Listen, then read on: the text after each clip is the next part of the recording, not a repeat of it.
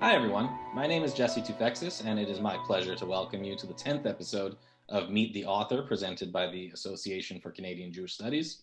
Our featured author today is actually a book collector in this case, Gerald Stone, who is joining us to discuss his impressive and award-winning volume entitled Catalog of the Gerald K. Stone Collection, a bibliographical resource for Canadian Jewish Studies. Before I tell you more about Gerald and introduce our special guest interviewer, Michelle Margolis Chesner, a few words about the Association for Canadian Jewish Studies. The Association for Canadian Jewish Studies is the only academic society dedicated solely to the study of the Canadian Jewish experience. Our organization is multidisciplinary and we encourage interdisciplinarity. We publish the annual journal Canadian Jewish Studies, Études Juives Canadiennes. We also publish a newsletter twice a year and hold an annual conference. Because of the COVID-19 pandemic, we canceled our 2020 conference and decided to inaugurate our online events. Please subscribe to our channel to find out about upcoming events. We'll be doing a live Meet the Author session at this year's 2021 ACJS conference online in May, which we hope you'll join us for. At the end of the interview, you'll find information on the ACJS, and we strongly encourage you to join the association and support its mandate to deepen our understanding of the Canadian Jewish experience. You will also find information about ordering Gerald's book with a discount code from the publisher, Academic Studies Press. Now it's my pleasure to give a proper introduction to our guests. Our interviewer, Michelle Margolis Chesner, is the Norman E. Alexander Librarian for Jewish Studies at Columbia University. She is also the Vice President / President-elect of the Association for Jewish Libraries, which just awarded the catalog of the Gerald K. Stone Collection of Judaica its annual Judaica Bibliography Award for 2021, and a co-director of Footprints, Jewish Books Through Time and Space. Ms. Chesner has degrees in history, Jewish studies, and library science. Michelle, welcome to the show and thanks for doing this. Thank you for having me. I'm thrilled to be here. And now to our collector of books. The son of Holocaust survivors, Gerald K. Stone joined the National Archives of Canada in 1983, where for the next 25 years, he provided expertise and leadership in improving access to archival and published material. Gerald served as director of the standards offices of both the National Archives and Library and Archives Canada before retiring in 2009. An avid collector of Jewish Canadiana, Gerald donated some 2,000 volumes of his book collection to the University of Ottawa in support of its varied Jewish Canadian Studies program. In 2009, Gerald received the Jewish Federation of Ottawa's 75th Anniversary Volunteer Award in recognition of his activities and leadership focused on the development and preservation of the Ottawa and Canadian Jewish community's documentary heritage. Gerald, welcome to the show. Thank you. And I will be the other interviewer. In addition to serving as the co-organizer of this series of online events with Richard Menkes of the University of British Columbia, I am a PhD candidate in the Department of Classics and Religious Studies at the University of Ottawa, with a research focus on North American Jewish fiction. Gerald, could you start by telling us a bit about yourself, where you come from, and what drew you to this work? Of course. First of all, I'd like to thank Richard Menkes for inviting me to give this talk in your new Meet the Author series, which I appreciate very much. This being a long time subject of interest to me. And to thank both of you, Michelle and Jesse, for taking the time in what are busy lives and careers to go through my volume, which is quite thick. And so I appreciate the time that you've taken out of your schedules to speak with me about it for the Association of Canadian Jewish Studies. Yes, my parents were Hungarian Holocaust survivors via New York. They came to settle in Montreal in 1947. And I grew up in Montreal and just north of Montreal, and today what is Laval. At that time, it was Labor de Plouffe and became Chamedy and so on.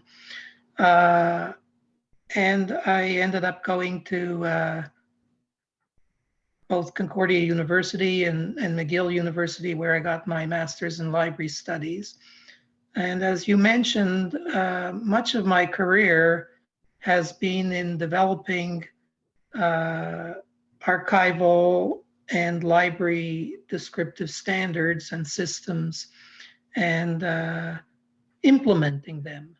So, but I did begin in 1983 when I was in Ottawa working at the National Archives to collect Jewish Canadiana.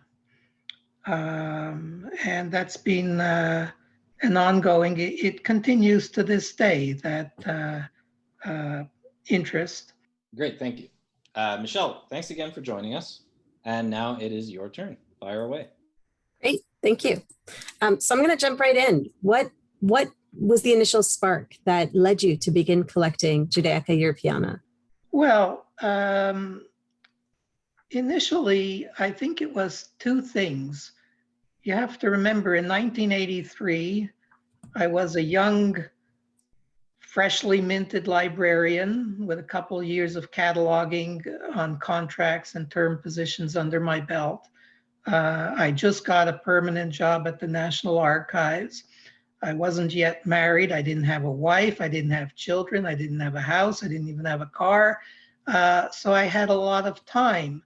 And I think the initial two things, I joined the Ottawa Book Collectors. And that was very interesting because we ended up going to different libraries, had kind of behind the scenes tours of the Library of Parliament and in the conservation labs of the National Library of Canada and so on. And I would listen once a month to these meetings where we got together and mostly older men talk about their book collections. And I thought, well, what should I collect? And that's how it started. I thought, well, I am Jewish, I am Canadian. I should collect something about Jewish Canadiana that might, and I had two aims really. One was to keep me busy, and the second one I thought would be to learn something about Jewish Canadian history. So I think I succeeded in the first. It has kept me busy. Whether I have learned so much about Jewish Canadian history is debatable. So that was the beginning. But as I collected over many years, it's now been over 35 years, that the purposes have changed. So I've learned not only about the Jews in Canada, but also about myself and my family, a personal history. And that comes through, maybe not always evident in the catalog, but to me it's evident. Thank you. It sounds like you have actually learned quite a bit. What in your definition classifies a book as Canadian Judaica? Does it have to be printed in Canada? Does it have to be produced by a Jew? What are your sort of broad parameters for this subject? Well, I prefer to use the term Jewish Canadiana, and so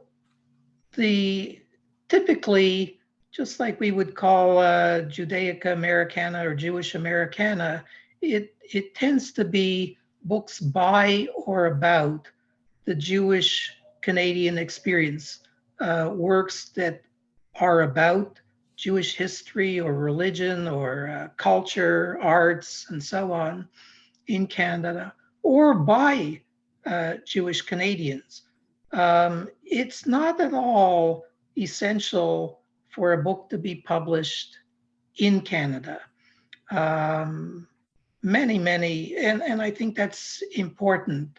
In fact, going through this publication, what became particularly more evident to me more recently is the interest outside of Canada in Canadian studies, more broadly, but also in Canadian Jewish studies.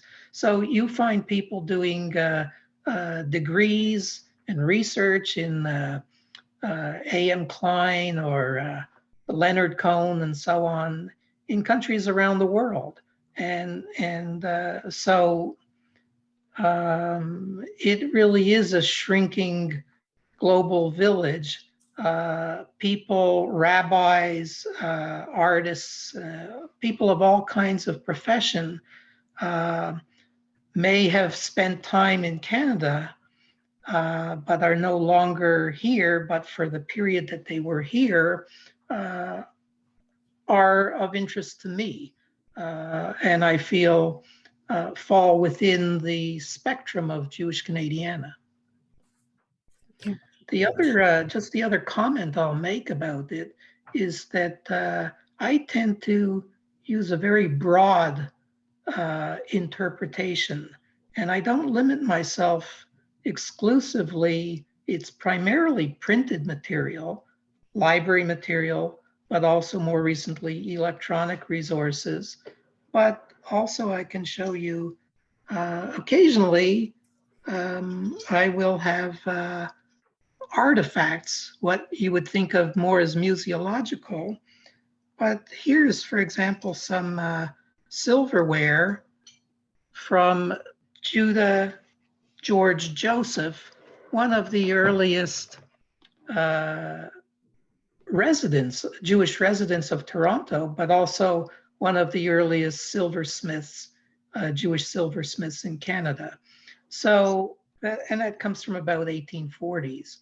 So those are, when I come across things like that, they're represented in the catalog. They're a minority, but nonetheless, to me, that's Canadian Judaica. That makes sense. That sounds fascinating, fabulous. Throughout the work, both you and Richard Menkes describe the book as a catalog, as distinct from a bibliography. The subtitle of the book itself uses the phrase bibliographical resource. Could you speak about your choice of words here and the importance of these distinctions that you made? Yes, I'm so glad you asked that question, because I think for many of the viewers, they will view this as a bibliography, and it's hard not to fault them for that. From my perspective, it's a catalog because it is an actual collection. Everything in this volume, I have actually physically collected. I don't necessarily have all of those things today. As Jesse mentioned, in 2009, I donated over 2,000 volumes to the University of Ottawa Library in support of the VERA Jewish Canadian Studies program that had been established there a few years earlier. So it is a catalog of an existing collection. And it's important to remember that there is a lot of effort that goes into assembling, acquiring material, locating it, finding it, and even before you begin to describe it. So the bibliography is a listing of material within the parameters, but it's not necessarily that it is a specific collection. It's not even necessary that those items exist anymore. So in bibliographies by Raymond Arthur Davies, early Jewish Canadiana, and in terms of others, they may mention, like David Romes, they do mention where it was noted that this publication existed, but there is no known copy. So that's a bibliography. It doesn't have to exist, and you don't know where it is. But the catalog, like the Joe Fishstein collection of Yiddish poetry, which is now at McGill University Library, it is a physical collection. So that's the distinction. I appreciate that. This is something we think about in the Footprints project that I work on, where we're dealing with both what we call historical copies. We have a reference to something that existed in the past, but we have no idea where it might be today, versus something where we know that it's sitting in a library in New York or Ottawa or anywhere. So that's an important distinction. Thank you. As a librarian collecting digital and physical material, I was excited to see digital collections as part of your intentional collecting and also cataloging plan. I especially appreciated your identification of how much storage space was used by a particular digital resource, because as we know within the library world, bytes also take up space, even though it's not necessarily space you can see. Could you talk about your decision to collect digital material and the kinds of digital material that you collect? Yes. There have been times during my collecting, where I felt I challenged myself. One of those times was when I began collecting Yiddish materials, Yiddish and Hebrew, because I don't speak or read Yiddish, extremely painfully slow, but it was important to do so, and this collection and catalog is all the much more better for that. After I donated 70 boxes of books to the University of Ottawa in 2009, I was still interested in collecting, but not necessarily in replicating thousands of physical volumes. I didn't have the space, I had moved. So I started to download out of the National Yiddish Book Center's digitization of Yiddish volumes through the courtesy of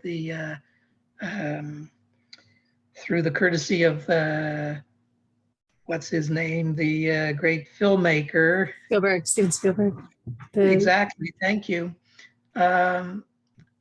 Some Yiddish titles that I didn't have to fill in.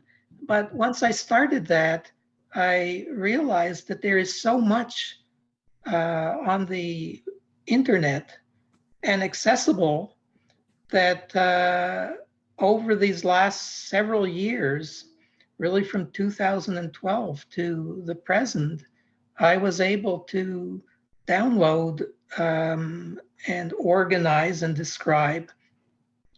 In here, there's about half of the volume is the electronic resources, as I say, about 3,000 described works. So, and going back from digital reproductions of things in the 19th century, or in some cases earlier, right up to things that are born digital that don't exist in a traditional paper format. So, and that's important to me because we think how important ephemera are, posters, postcards, and so on, that are today perhaps unique. But we don't tend to think of things on the internet in that way. We think, well, we found it there, it's going to be there forever. And that's far from the truth. When you have a URL and you go and you find that 404 that the resource is no longer found, it became clear to me that electronic resources could be, if not even as much, perhaps even more so, ephemeral, and hence important to preserve. Preserving them in the digital, I made the decision to actually describe them as a physical file. So all of those things which I downloaded form a personal digital library. And so they're described as physical files. And that's, I think, in terms of bibliography, certainly in Jewish Canadian bibliography, novel. It's a contribution. I would say in Jewish bibliography broadly writ, this was fantastic. Yes, and that comes out of my expertise and experience at developing the Canadian National Archival Descriptive Standard, the Rules for Archival Description, or RAD, where we had an integrated approach to describing material, whether they were textual, manuscript material, government records, photographs. I chaired the working group on graphic materials. But we had to integrate all kinds of materials, including electronic records. And if you see the electronic records, I worked out where we describe the characteristics that are unique to a digital material, but also preserve those aspects that are relate to the printed material. So it has a digital extent in kilobytes or megabytes, but also how many pages or the duration for sound or audio recording. It's really incredible, and I think groundbreaking as far as bibliographies go. And sort of as a follow-up, what are there preservation plans in place? I mean, the digital is so scary to librarians because of exactly what you described. I mean, there's talk of a new dark age once we can't access this digital material anymore. And there have been some quite a few initiatives for preserving digital materials. I just wonder if you've given thought to that, or if you've put anything in place as far as how to provide access for the future to these materials. Yeah, that's a difficult question, Michelle. Librarians and archivists are grappling with that, and there are no easy or they're expensive efforts to make trusted digital repositories. That is a huge issue. Personally, I just make backups. These files are backed up to backup drives, flash drives. And I do that periodically. Now,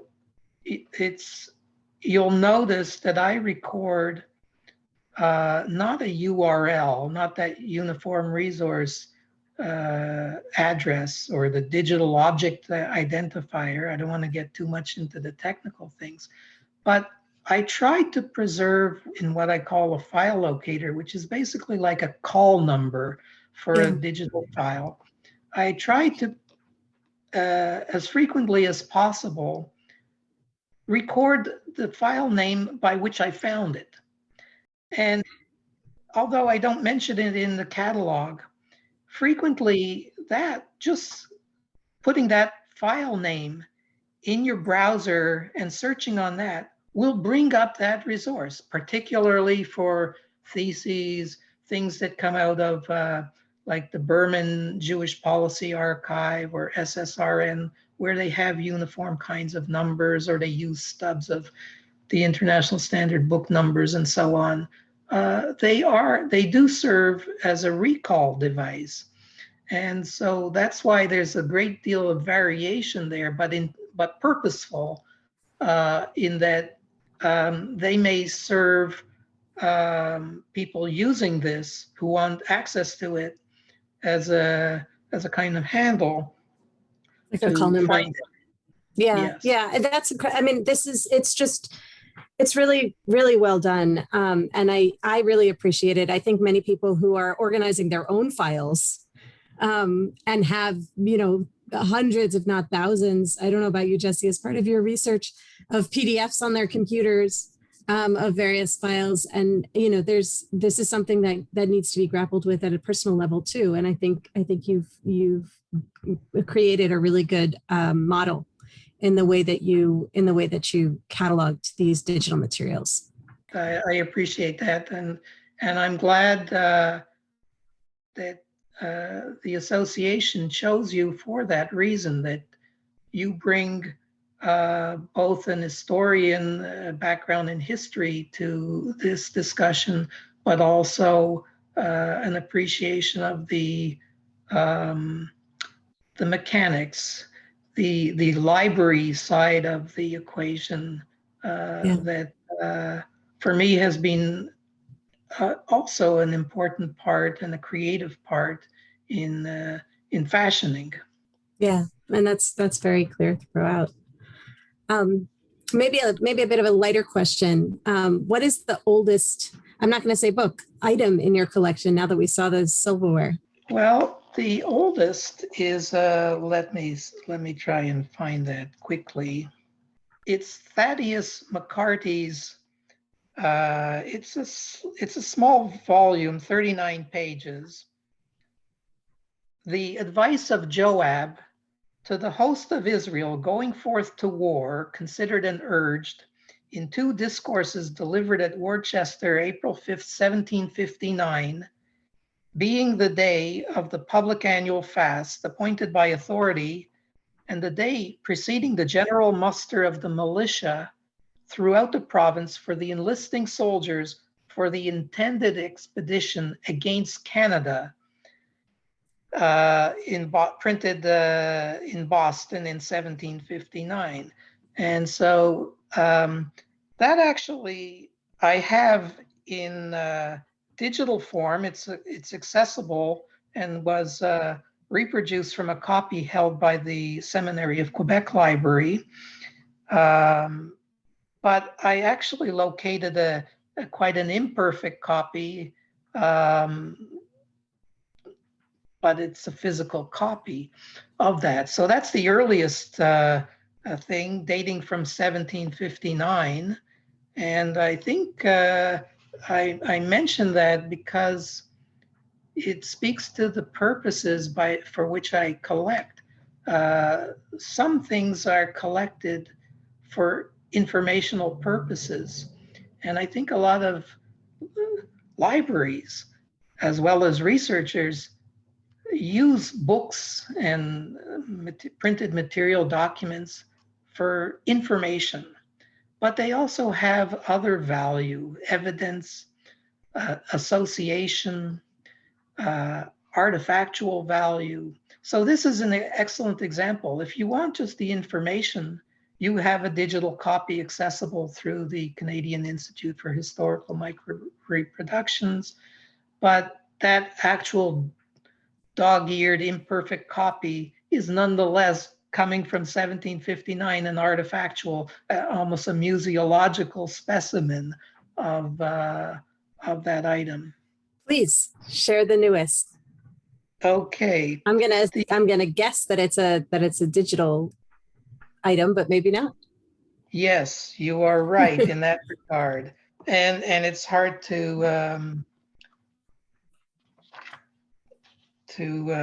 there's many, but there was a newsletter issued between 2018 to 2019 by the Prayer Book Society of Canada, 4 numbers. And these issues contain several articles which describe efforts at replacing the prayer for the conversion of the Jews with a new prayer for reconciliation with the Jews in the Anglican Church's Common Book of Prayer. And this new prayer was crafted in consultation with the Canadian Rabbinic Caucus, and it was approved by the Anglican Church of Canada in July 2019. Now, that's interesting in and of itself.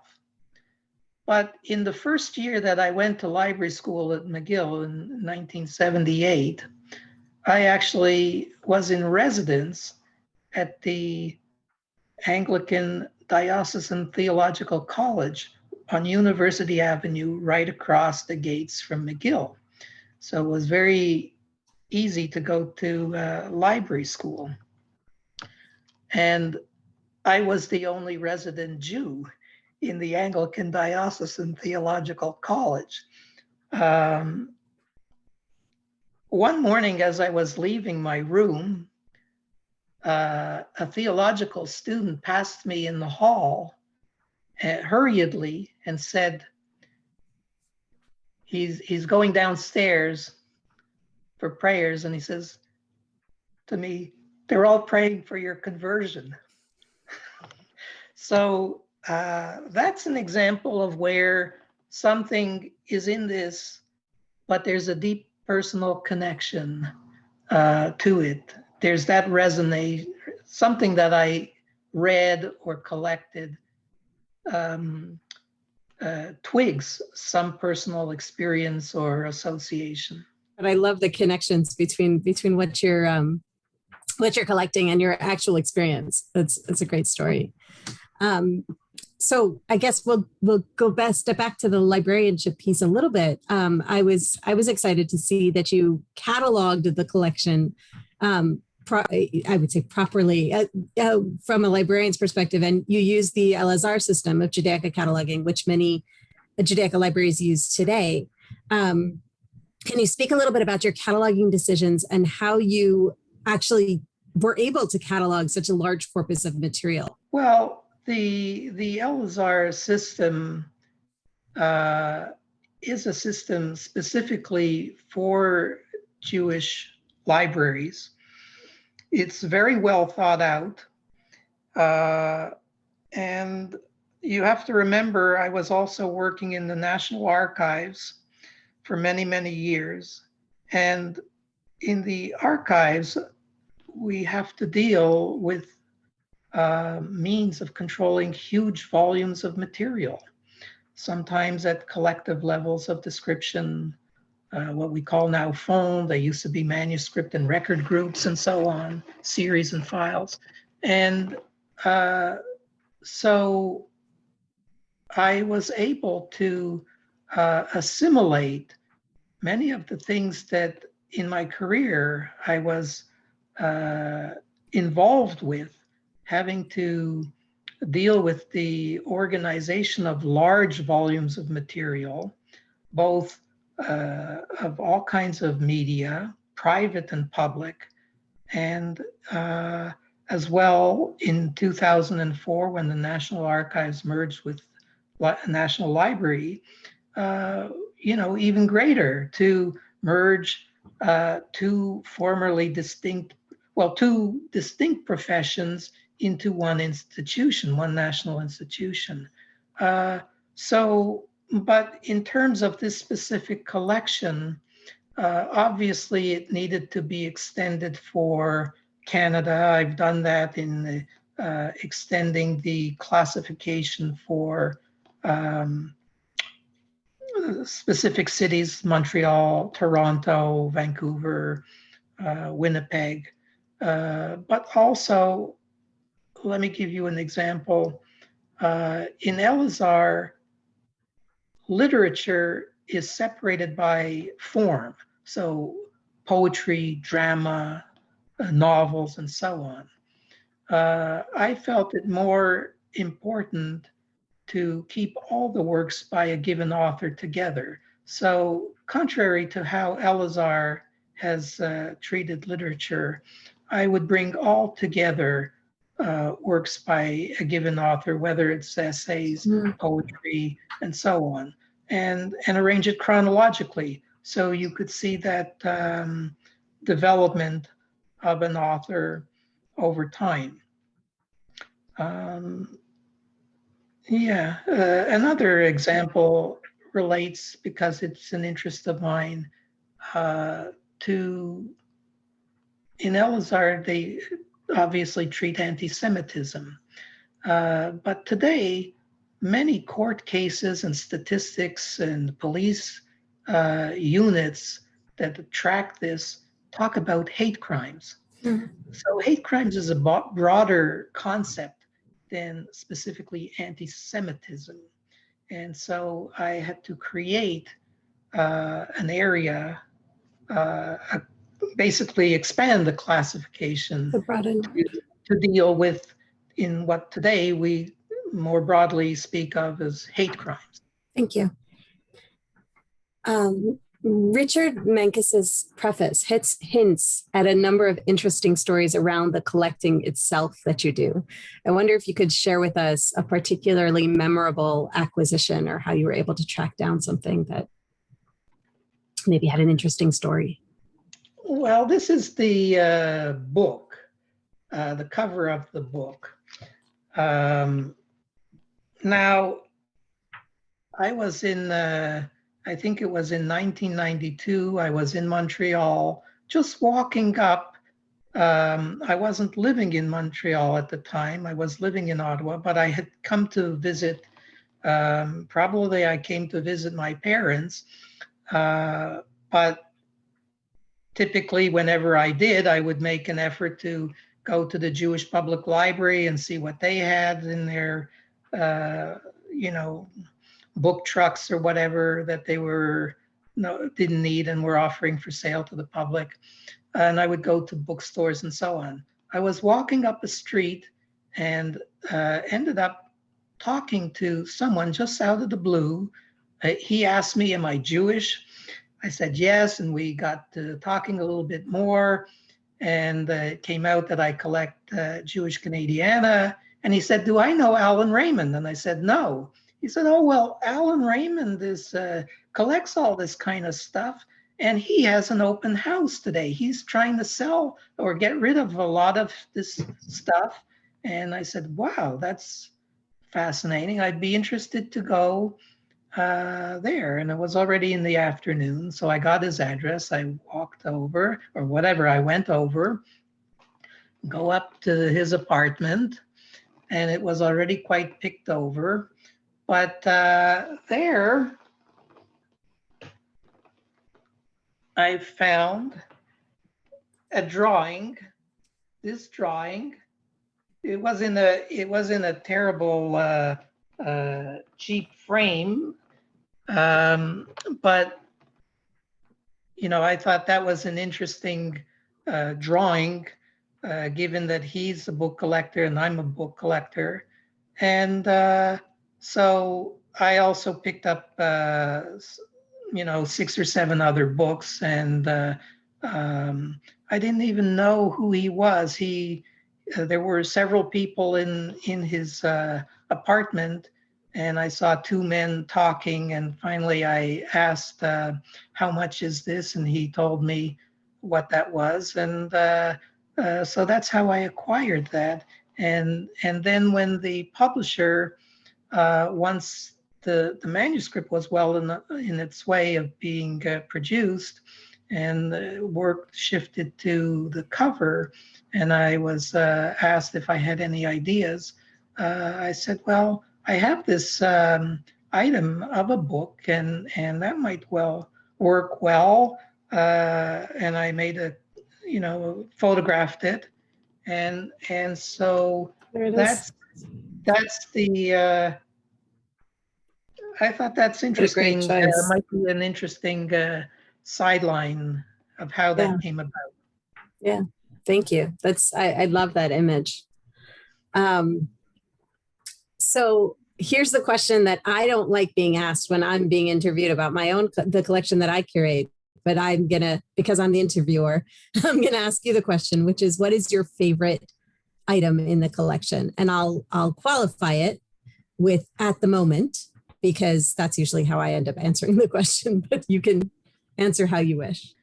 That is a difficult question because there are so many favorites. And I come back to something I mentioned earlier, that there are different purposes for which I've collected books, some from association, some for information, some purely for pleasure. So I have many fond memories of reading something for nothing to my children when they were young. A great deal of pleasurable memories around that. But I will show you one book. This is a volume of the names of Hungarian Jewish women in the Stutthof concentration camp, that actually they were transferred from Auschwitz to Stutthof. Yes, Jewish women in the Stutthof concentration camp. It is hundreds and hundreds of pages, and all it is are lists of names. Mm-hmm. Wow. The name, where their birth date, their place of birth, and usually a mother's name if they had it available. And there, on page 495, is my mother's name, Vera Schwartz, Kishvarda, 270606, and her mom's name and the number. Now, to me, this book is so special because there's 15,000 names of Jewish women, girls and women in here. As Jews, and everybody, how do you wrap your head around 6 million who perished? It's very difficult to, it just is mind-boggling. Yeah. When I found that, my mom, and then I said, this is 15,000. There would have to be 400 volumes to make 6 million. And I think how lucky my mom was that she is probably one of the few survivors. They went back. They survived not only Auschwitz, first the ghettos, then Auschwitz, then Stutthof, which was also a killing camp, and then from there, death marches, and yet still be able to immigrate, marry, raise a family, live a productive life, have 10 grandchildren. When you multiply that, how much, that's what is, this volume brought home to me what is the staggering loss from the Holocaust. You know, not only countering the Holocaust denial, but the generations that beyond the 6 million. Yeah. So that has special significance to me. That's incredibly powerful. Thank you. So as my final question, and maybe one of the most important questions is, what do you see as the central importance of the work you've done in compiling this massive bibliography? Well, I would say there are two things. One, first of all, not specific to the bibliography, but to the collection. I feel that I have been able to preserve and bring together thousands of volumes that are extremely rare. In some cases, many are not, but some are extremely rare, and some may, and so that they are actually now accessible. I think, as we've spoken before, the ability to have integrated traditional and electronic resources is extremely important. So you use the word model, and I so appreciate that, because I hope that this volume is not only informative, but instructive, that it models, as you say, a way, an approach to include digital resources, electronic resources. And, you know, the last major bibliography of Jewish Canadian Studies was published by the Association of Canadian Jewish Studies in 2000, but it mentioned that it did not include electronic resources nor literature.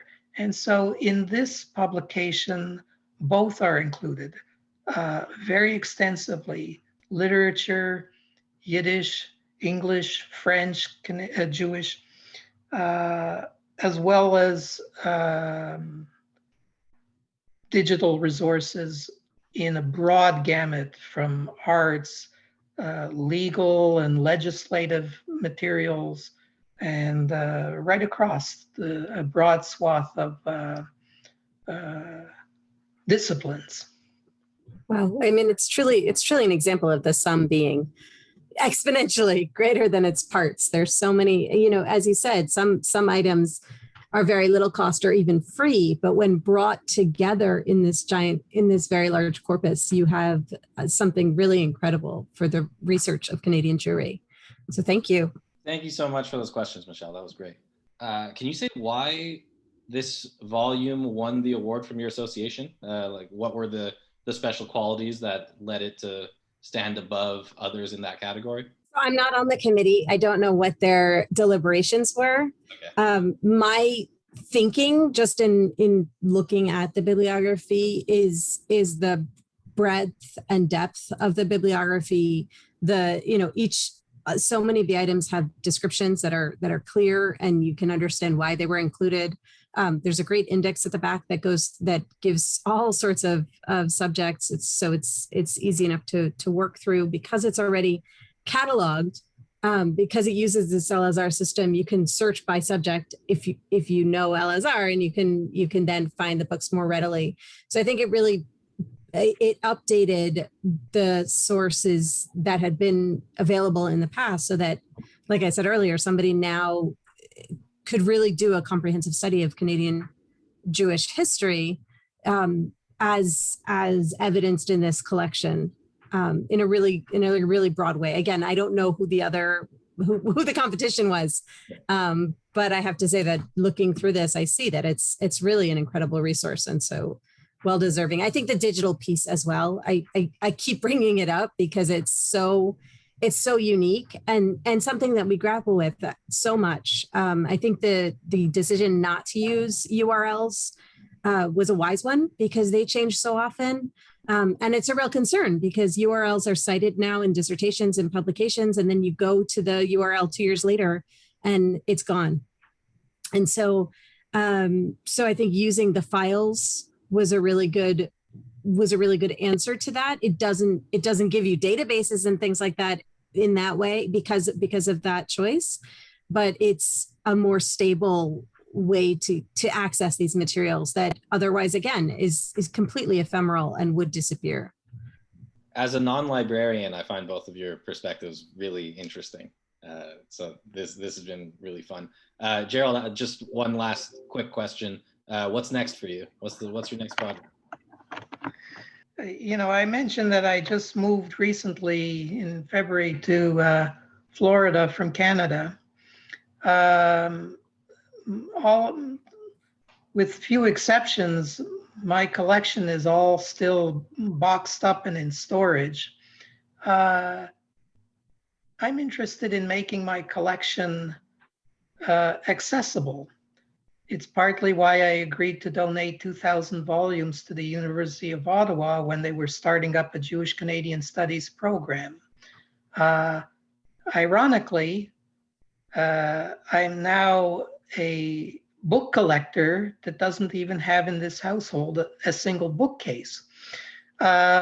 So I would like in the coming months to unbox and organize my collection and to seek to place those materials in appropriate institutions.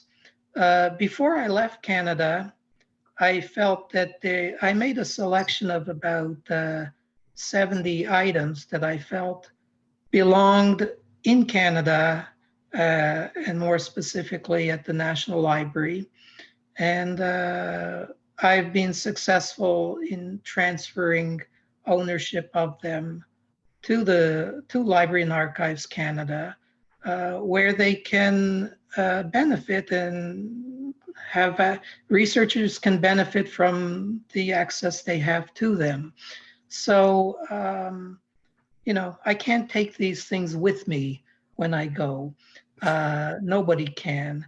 And I've seen too often where book collectors, their collections are not appreciated by their children or whatever, and I don't want it dissipated that way. So if I can find appropriate homes for these materials, that will be one of my preoccupations, and certainly to get back to doing artwork.